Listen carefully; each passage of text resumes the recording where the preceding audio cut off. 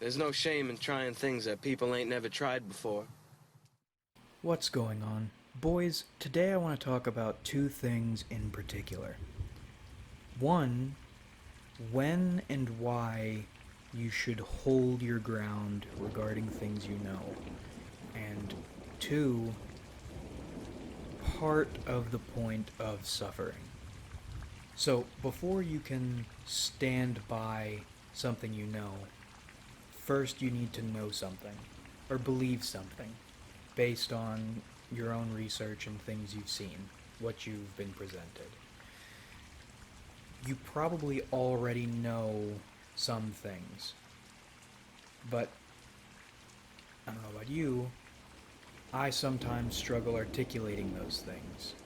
Or when I try to articulate those things, I find fault with my own beliefs. So, before you can stand by something you believe in, I encourage you to take something you know, maybe you have trouble articulating it, and try to put into words why you believe it, why you know it. You won't always be able to do this, and as always, trust your gut more than anything else, but nonetheless, try. Exercise. Try to explain exactly why you know what you know, and why what you know is the truth. So now, let's say you've done that. You have articulated, or organized and articulated your observations to the point you believe them, and with some work, can explain them.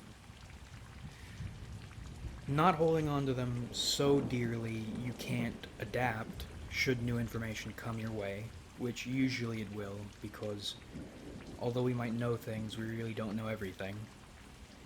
But you have this nugget of info you've worked hard on. Open to changing it, but something other people who are wrong can't invalidate. In the book 100 Authors Against Einstein, Einstein said, if I were wrong, it would have only taken one. That's your nugget. Now, when should you stand up for your research and your knowledge, and when should you give in or adapt? Giving in and adapting are two different things, but when to do which and why? With whom, boys? So, when you encounter new information which adjusts and hones your current info, by all means, adapt, change, accept it. But on the other hand, when someone is coming at you with something wrong, and you're pretty certain it's wrong, I can't or shouldn't say when you absolutely need to stand up for yourself, stand up for what you believe in. That's something you'll know when it happens. But what I can recommend against is giving in unnecessarily. Now, if you need to keep your mouth shut to keep your, neck unslit, keep your mouth shut. You know when to do that too. But there are moments when you give in and don't stand up for yourself or what you believe in unnecessarily. And you'll know those moments because afterward you'll feel a distinct sense of shame and violation. Like, God, I am such a pushover, and this person I just agreed with, whose ideas are shit, I just feel really nasty and stupid and awful. That's the worst feeling. And I. It's hard to say when exactly, it's hard to predict when that will happen, But what I can recommend against is don't immediately default to keeping your mouth shut or agreeing for the sake of just agreeing. Because the world is nasty enough.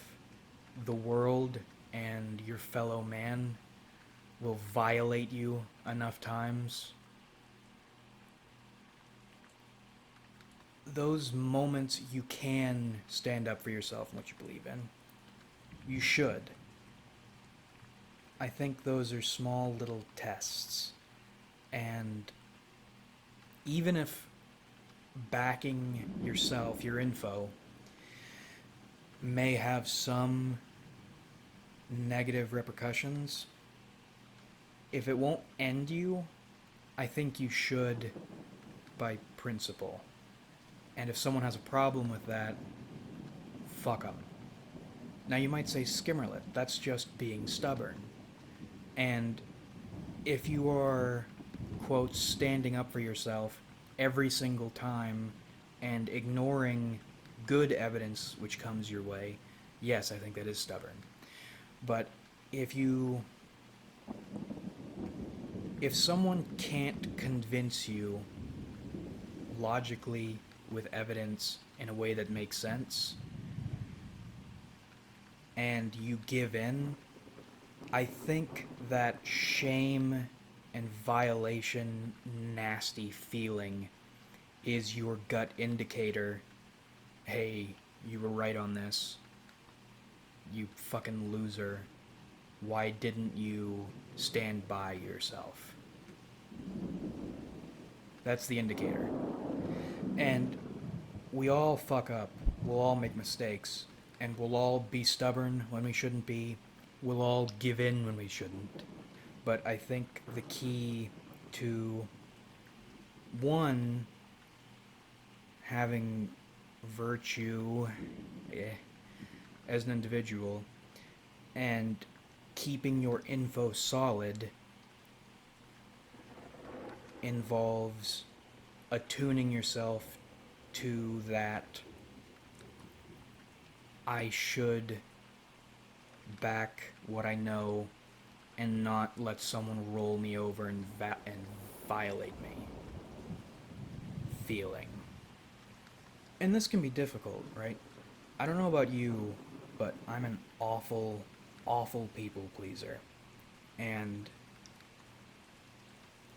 sometimes, even when I've observed something enough, I trust my own judgment on it, even if I can't entirely understand why. Try to articulate it to the point I can understand why, but still trust myself to the point I understand why. Sometimes, in an attempt to fit in or to please people or just to keep things good, I will keel over and say things I don't believe. I will quotes validate someone else's evidence, which is bullshit, and I can probably, or I've seen why it's bullshit in the past, but I'll still validate it anyway. And afterward, I always just feel gross. I feel lesser. And I don't know how to win in those instances. Skimmerlit Labs is working on how to win in those moments, or how to believe what you believe, stand up for yourself, and keep everyone happy. I don't know if it's possible, but I'm working on it. But I know letting people roll you over that way is not good. To the point I need to say something about it and try not to let it happen anymore. As much as possible, at least. Point 2, part of the point of suffering. We've gone over this before, but some new observations on it. So we know on the path to righteousness, what needs to happen or what's right isn't always necessarily what feels good, what's happy, what's pleasant. Sometimes what's right, what's righteous, is really shitty. Really fucking shitty. And sometimes when the suffering gets real bad, that's easy to forget. But I've always believed suffering is a test. A stress test. Like you're earning a badge or something. Or you're earning a certificate, rather.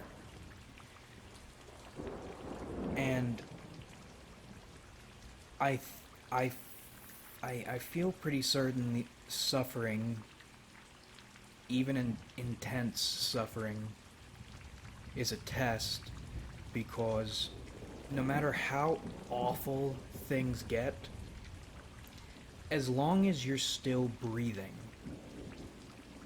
and still suffering, you're still in the gauntlet.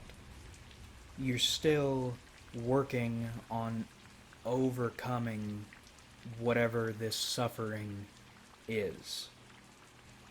Unless you're dead, you haven't lost. And more often than not, even in the worst suffering, even when you're writhing and screaming in pain, you still have tools available that just seem to manifest out of nowhere to help you work and keep swinging, keep trying to beat the suffering. If suffering were solely for torment, you would either A, have no tools whatsoever, no tools available. You're just suffering and that's it. That's all there is and that's all there'll ever be. Or B, you have just enough tools available, you'll never 100% lose hope, so you'll keep trying and keep suffering indefinitely. Which sounds a lot like what I just described earlier, isn't it?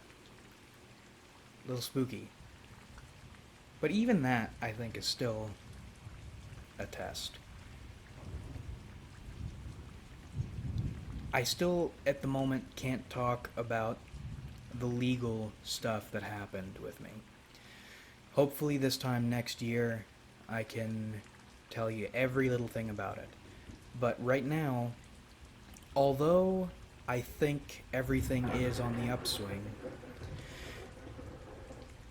it's like every single time I establish a new foundation or establish a new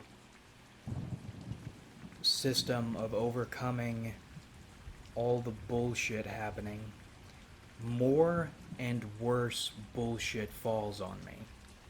Every single fucking time. I can never relax. I can never feel comfortable.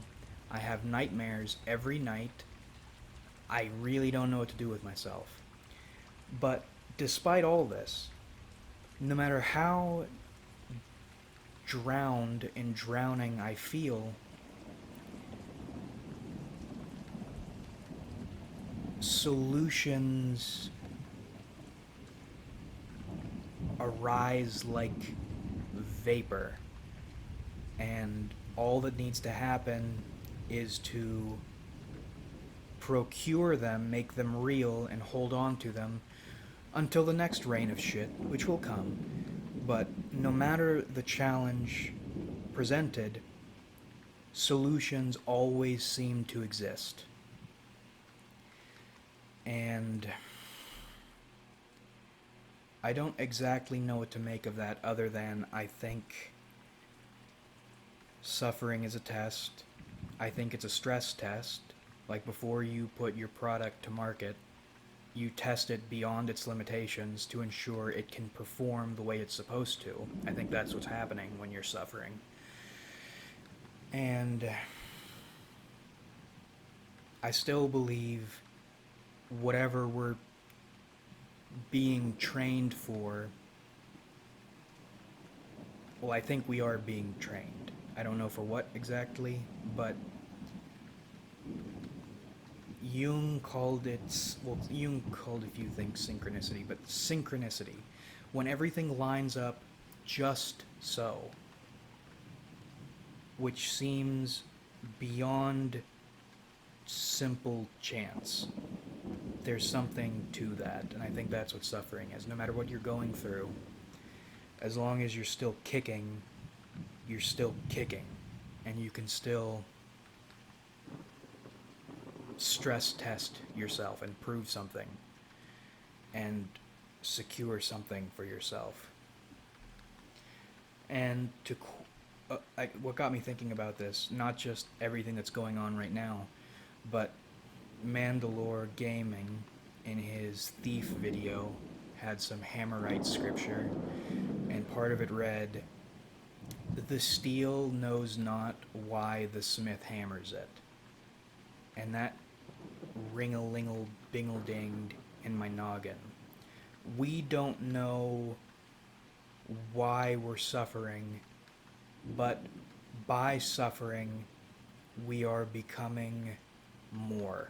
We're becoming better, we're becoming sharper. And when you're at your lowest, just remember, you're getting sharper.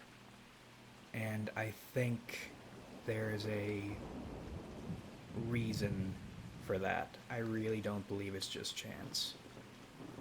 But that about rippity wraps this one up. I hope you enjoyed watching, because I certainly enjoyed making it. Let's try not to get fucked over so much, and let's try not to drown. Like if you enjoyed, because it helps me out a lot. Subscribe if you haven't, because we do this shit sometimes. And comment your thoughts, because I love hearing from you. But, normally I would ask a question here. I really don't have any questions this evening. But thanks again for watching, everybody. Really, we have a lot of fun on this channel. So much fun. In fact, you could fill a small cup of blue cheese with the amount of fun. And blue cheese is a whole lot of fun. I was having a moment earlier today, and there was a pizza deal going on, and I got some pizza with some blue cheese at a very affordable price. And that was a lot of fun. That'll put you in a good mood. But that's what fun we have on this channel, and I look forward to doing this with you guys again in the future.